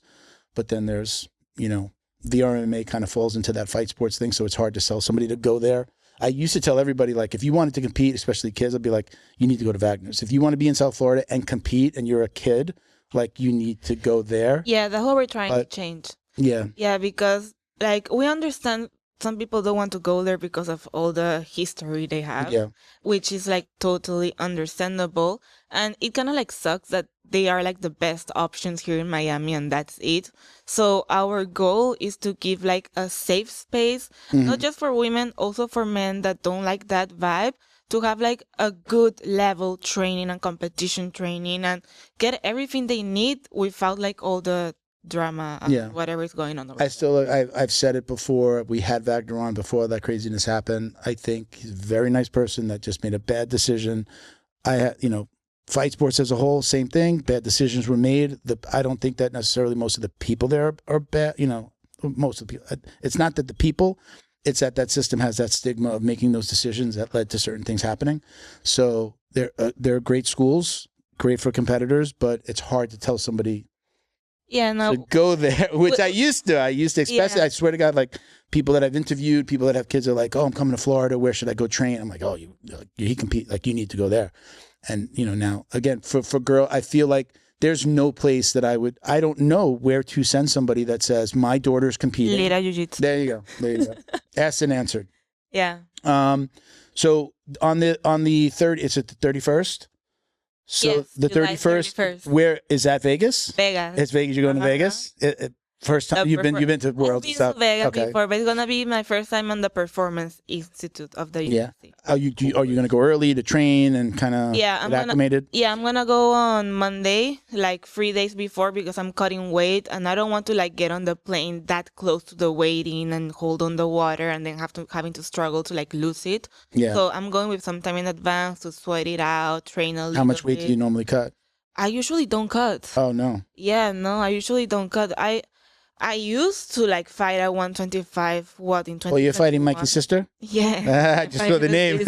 Yeah. So I used to fight at that weight in 2021, 2022. But then for ADCC trials, I put on some weight to go up to the 145 pounds division. Okay. And I kept the weight. And after that, like I wouldn't cut. If it was either that weight or I would go like heavier or open class. So it's been like 3 years. Since you've had to cut? Yeah, since I did a weight cut. And now Maggie like called me and she was like, hey, they want you to fight at UFC BJJ against Tammy Musumeci, but they want it at 125 pounds. Like, are you going to be able to make the cut? And now I'm like, yeah, with you, of course, because I know she has like the weight cut program and she knows how to do it and she was going to guide me through. And she's doing the same weight cut as well because she's fighting 145. Yeah. So like you walked in with your salad. Is that like, are you like on a strict diet? On a strict like, diet, especially this last week. Yeah. Yeah. Wow. Yeah. So it's been like, it was a 20 pounds weight cut. How do you feel about the matchup? Oh, I love it. Yeah. Yeah, I think it's great. Like, I know Tammy's going to pull guard. Yeah. Like, I don't think I ever seen her like wrestle or pass guard. Did you see Helena's last fight? Forgive me. I don't know the girl. I don't know the woman that she fought, but when she pulled guard, the girl, she jumped over the guy. Yeah. What's her name? Zula. Zula? Zula Mai. Yeah, I fought her. Okay. She jumped right over that guard, right? Is that the... Now, I'm somebody who does that to the old guys. Like, I do just like tap their knees and jump over. But it's usually like we're starting in that position, so then I do it. But that was like she just went like...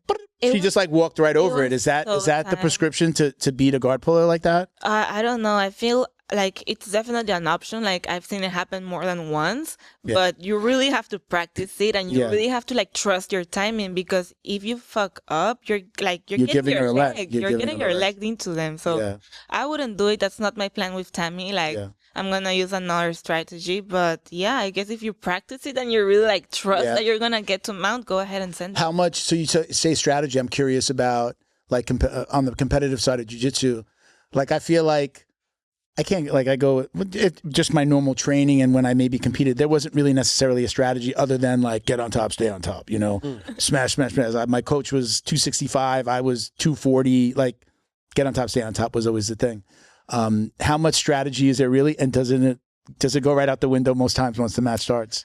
I feel like it does. Yeah. Yeah, at least with me, you know, because like I have such like a scrambly and crazy like style of fighting that you can tell me the plan, you can tell me the strategy, but like once I get there, if I'm feeling something different, I'm just gonna go for it. Yeah. Yeah, I feel like when I fight, it's not me fighting. That's something like weird. I don't know if it happens to everybody, but I have been talking about this to my therapist because like I didn't know what was going on. But every time I fight, I feel like it's not me. It's like another Leilani that just goes and takes care, and I trust her 100%. That's good. Yeah, yes. No, I actually like it. Like I like it because I go, I fight, I have no idea what's happening. Like some people say like it's like this you flip a switch. Yeah. Like that person's the fighter, and then as soon as we're done, we can hug it out and all that stuff, and then turn it off and go. But right? Yeah. As soon as I step on the mat, that's not me anymore. That's another version of me that's gonna go there. It's gonna fight until the match is done, and then when I step out, like I get back into my body. Is that person a scary person? It is very you? Scary. Yeah. Yeah, I like her. I love her. Yeah. Like, girl, you go and you do whatever you have to do. I'll be here outside cheering for you. Yeah. Like I train you on the training mats, you know, and everything. But when you fight, that's all on you. So like, yeah, we can have a plan. But if that Leilani decides to do something else, that's on her. And I know like she's gonna take the best decision, and she's gonna be there feeling the other person. Like she's just flowing. Yeah. And I just like let her be. So yeah, of course there is a strategy, and like we think about the strategy and we have like a plan when I walk into the mat. But if things don't go as we planned, I know I can trust her that she's gonna like figure it out and take the best out of it. Yeah. So what's your prediction? Oh, I feel I'm gonna finish her. I want to say armbar, yeah. Yeah. I've heard you say again. I listened to the Roll Science podcast. Is that like your go? Is it your go-to? Is that like your? Yeah, it is my go-to. You like to chase the arms? I like to chase the arm. I feel very comfortable there. I feel very comfortable with triangles as well. Like I have a good sequence from their like back to arm. Back and forth. Yeah, I don't touch a lot the legs. I have been working on them, and I know if I get there, like I know what to do. But definitely, like my strong area is gonna be the upper body. Yeah. And that's all I'm looking for, like when I'm training and when I'm fighting. So that's what I'm going to look for as well with Tammy. So when you as you move forward, if you could say like, this is what I want after this, when you win this fight, I would assume that there will be some an invite back from UFC BJJ. I guess that's what they're calling it now, right? UFC BJJ, not the invitational side. What does that look like for you? Is the path to success in jiu-jitsu getting a contract with like a UFC or a ONE, or is it, what is it? What does that path look like for you? Yeah, so I know ONE is out there. I don't want to say I'm not a big fan, but I don't know if I would sign a contract with them because it's like, it's not as often, like I've seen Kelly has been killing there. She's gotten a couple of fights, but it's been like maybe Who's twice. Who? Kelly. Oh, Kelly. I don't know her last name. I know you're talking about. Yeah. Yeah. The So champ. yeah. So she had like maybe like 2 or 3 fights per year, and then of course like if you don't sign a contract, you can do ADCC, you can do CJI, you can do another one. You can't do that stuff. No. You probably can't do that. Yeah. stuff. UFC is probably going to be the same. Like you find a contract and you stay with them. But I like UFC and I like the brand that they're building and I like everything they do with the athletes. So I'm feeling comfortable, like just staying with them. So you get to go train at the Performance Institute for the first time now. Yeah, That's exciting. Yeah, I just want to fight on that bowl. Like I just want to get there, get inside the bowl, see how like the. Have you been able to train? I know like some places have like they've made their own walls or their own. Yeah. I mean, I guess for CJI it's really a straight like a triangle. This one is curved. Yeah, no, I haven't. Have you spoken to anybody that has a little bit of experience with it to be like, hey, what do I expect? No, I haven't. I have seen like footage, a lot of CJI or the Karate Combat to see how they use the walls, and I'm kind of like just like learning from that and then stay off the walls this match. Yeah. I mean, I don't know. I think people are. As this evolves, I think people are going to have it in their gyms. Yeah, I mean, we want to put the walls at Lira. Yeah, I think like the B team just has like a corner. Yeah, they set up the corner of it, so you get that whole feel. Yeah, they have the little area. Yeah, no, I would love to put like the pit, maybe not a bowl, but like the angles. On both sides of the mat, so you can just like play around. Yeah. But yeah, I love it. I feel like if you're playing guard, it might not be your best friend because your back gets stuck and it kind of like stops you. But if you're on your feet and you're passing, you have like the angle, and you have the part over. I think it's great. So do you still surf here? Are you a surfer here in the U.S.? There's no waves in Miami. Are you serious? Yeah. I didn't know that. No what about like Fort Lauderdale? Like Fort Lauderdale, Deerfield? No, you have to Jupiter. go like more. Even north. more? Yeah. Jupiter and Juneau have decent surfing from what I understand. And if you go up a little further north into like Vero, but it's all like smaller wave, longboard, kind of like chill surf. Yeah. And then the Gulf is a little more aggressive. Yeah. Yeah. No, I thought that. I mean, I know like if I go to the beach, I usually go either to Pompano or Deerfield Beach, and I thought it was because of the what do you call that the whole thing it goes out over the water, whatever the deck that goes all the way out. Because of that, when they put stuff in obstructions, it makes the waves crash differently, and then they kind of create surfing. No, am I completely wrong? No. All right, then I'll shut up. I have nothing about surfing. No waves that I know about. Yeah, that's the only thing I don't like about Miami. Really? Yeah, I was thinking about going to California because then you have jiu-jitsu and you have the waves, and that's pretty much everything I need to be happy. But I like the Miami weather. Like it's summer all year long. You're like, there's no waves, but you can travel, and whenever you're traveling, you can go and have like a little surf trip. It's so hot here right now. Mm-hmm. It is so hot. I went to Costa Rica to this place called Heroes BJJ. It's a nonprofit, and they give free jiu-jitsu to like kids in the surrounding cities. They pick them up. They give them everything for free.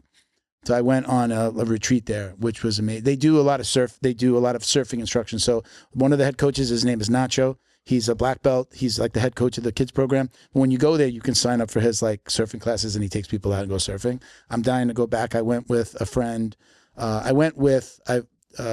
A friend was doing was the instructor. BJJ After 40 is his brand. He and his wife were the instructors there, so I went for that, and now I'm like, I'm like dying to go back. My daughter gets married in November, so I can't go again till after November. Wow, congratulations! Thank you. She I can't go. There's just too much going on to go before. But it's also like after raining, like that was like end of raining season. The last time I went, it rained the whole time. I got stuck there for 4 extra days. The airport shut down because like the rain made the like sinkhole, like potholes in the landing strip. So we couldn't leave. Like there was 16 people, and some people had couple, and everybody had to stay, and people went to another airport. It took like. Wait, but did you stay at the airport? No, I stayed. No. I got to stay at the hotel. I just extended my stay at the hotel. We got up and we were waiting for the van to take us all to the airport, and all of a sudden you just hear like texts go off. Like every minute somebody else's text went off with like the airline saying like your flight is delayed. So the first people were like, your flight is delayed, your flight is delayed, your flight is delayed. And I'm like, not me. I was like the last one. And then Delta called it, and then we found out like everybody starts to get online and looking, and it's because it's been raining the whole time we were there, and the airport. I didn't know that the airport closed after we landed, but we didn't know because we're not watching the local news while we're there. We were just like, we're training jiu-jitsu, going to the beach. They take you on all these excursions, and got stuck there. But it was great because it was like forced relaxation. I was like, all right, and they do one like every week for a while. So it's just like 5 days of jiu-jitsu. And then like Tom DeBlas comes in, and then Brendan McCaffin comes in. And like there's just all these like famous like social media people mostly. And then they didn't have one starting after the week. So we just went, we were able to train they were like, come down. Yeah. The hotel, like walk down a hill and boom, there's the academy's there. You walk back up the hill to the hotel. Yeah, it was really nice. Yeah. That's fun. Surfing. But my point to that was like they have a surfing. I didn't surf, but they had surfing. Yeah. All right, so we're going to start to wrap it up. A couple of things real quick. I'm going to do this really quick. I'm going to ask you a couple of questions. Okay. We call this the drill down. This is like a lot of time. We didn't get to post for questions for you, and I apologize. It was just like last minute. I was at a conference. He was at the conference. We were at a martial arts conference last week. So like I didn't get to put this in. That was my bad. But normally we post for questions. But we do this thing called the drill down, which are the most popular questions that people ask. So we just go through them really quick. Okay. You can expand on the answers, but we're running short on time, so you got to be a little bit quicker. All right. So these are, again, most popular questions that we get. So gi or no gi? What's your preference? No gi. No gi. Takedown or pull guard? Takedown. Favorite submission? Armbar. We went over that one. Music during rolling. So you get to control the music in the gym. What are you playing? Okay. I'm playing Sabrina, Lola Young, Billie Eilish, Mac Miller. I like pop. Okay. What would you do if you hadn't have found martial arts? You think you'd still be in medical school? Yeah. So in Peru, you would have been a doctor. You did come here, and then you were switching to marine biology? I was gonna do marine biology, but after the biology, like if I had to choose, I think like I go into the medical field. Yeah. Okay. Are you somebody that do you watch a lot of stuff online? Are you watching a lot of it other than your own stuff? Are you watching like instructionals? Are you watching people's videos? Are you like watching tape on your competitors? Yeah, I do. I study a lot. I watch a lot of jiu-jitsu. Yeah, or do you buy like the instructionals? I do not buy instructionals. I rather like study matches. Yeah? Yeah. Very cool. Who's your favorite competitor to watch? Right now, Andrew Tackett.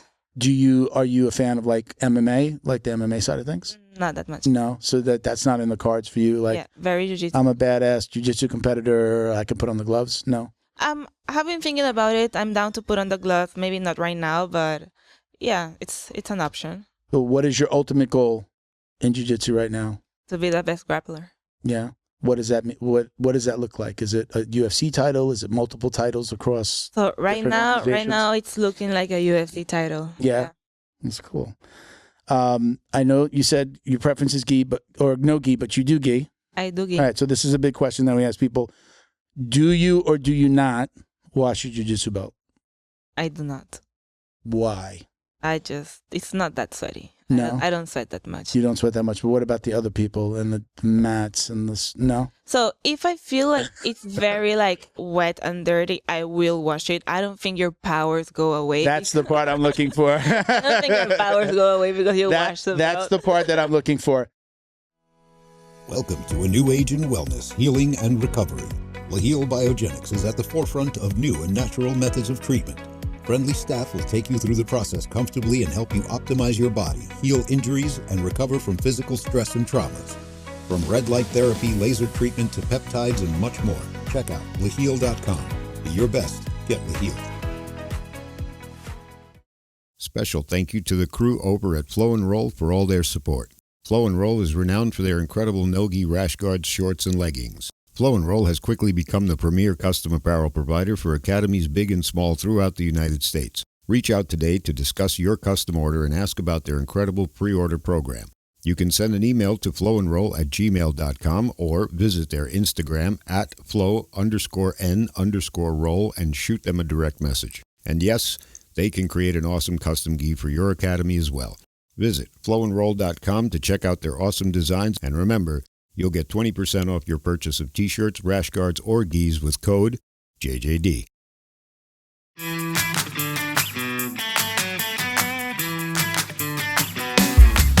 Is your business getting lost online?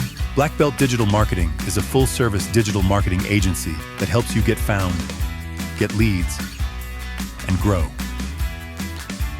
We specialize in local and website SEO, so your business stands out when customers search. Our website SEO makes sure your site loads fast, ranks high, and stays ahead of AI-driven search, so customers find you first. More visibility, more clicks, more customers right when they're ready to buy. Grow your business online with Black Belt Digital Marketing. Visit bbdigitalmarketing.com or call 9542-204932 today. All right, guys, so we're going to start to wrap it up. We're going to wrap it up. I have some gifts for you. So I did, let me just make sure. I'm going to let you you can choose one of these, okay, because I need them for other guests. So these are two different styles. Okay. And the main thing is, like, I have a big head, so some of them, like, I always go for the ones that are a little bit wider here. So these are from Leheal Optics, right? You can go on to lehealoptics.com. You can put in code JJD to get 10% off. There's a bamboo sunglasses and then a little bit more like a traditional sunglass. Check them out. You can show them to the camera and everything.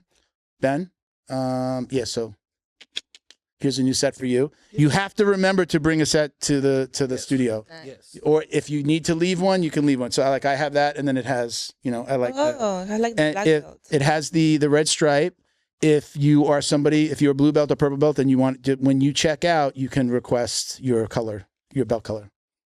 I have those, Ben. I love those. Basically, like, if I'm wearing black, I'm wearing these. If I'm wearing like brown and other colors, I put those on. So very cool. Again, lehealoptics.com. Get 10% off with code JJD. Don't forget about the BJJ box, everybody. They're back as well. We get quarterly boxes from them now. You get 20% off your first box with code JJD20. And then let's not forget about Leheal. I got Leheal. Yeah, I like it. For me, it's always like a about the hard size. size. My big fat head, like, sometimes it's just tight here. I like to have a little bit of space. I like this better. Go ahead. You can look at did you see yourself in Yeah, both of them? I did. Leave the camera on her. Did you try the other ones and see yourself in the other ones? I did. But The bamboo are better. I love Those the look good. bamboo, but I don't know. I feel like I just do better with black. Yeah, me too. So Leheal.com. I have the Leheal shirt on. Leheal. Leheal.com. Don't let pain or injuries hold you back. Schedule your free in-person or telemedicine consultation today with Leheal.com. Let them help you get back to doing what you love. For us, it's, training on the mats. Mention the podcast. You get 20% off your first visit. All right. I also have, hold on. Let me do this real quick. I don't know if do you like hat? Do you see like this style hat? Yes, I love You wear it. hats? I do. Okay. I'm going to let you choose whichever one you want because I have a whole bunch of different colors, but these are two of them. Flow and Roll hooked us up with a crate, like, he gave me like 7-8 hats, I think. You can choose the color that you want. Okay. So you have that in your glasses. And also, what size are you? What size do you normally wear? I see. I'm like, oh, she's tiny. I brought you a small. Okay. Now we can always connect and give you a better size. Oh, that's I did nice. bring. That's nice. Sure. but that's super tight. I don't know. Okay. I when you put on your T-shirt, I was just like, oh, she likes to wear T-shirts large. Yeah. I'll hold on to this one and I'll get you a better size. Okay. Perfect. Good.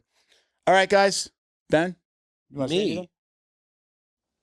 Well, we have so many things Go going on. ahead. Well, first and foremost, tomorrow, Academy Safe is supporting myself in presenting a hand wrapping seminar at A&M Brazilian Jiu-Jitsu in Fort Lauderdale.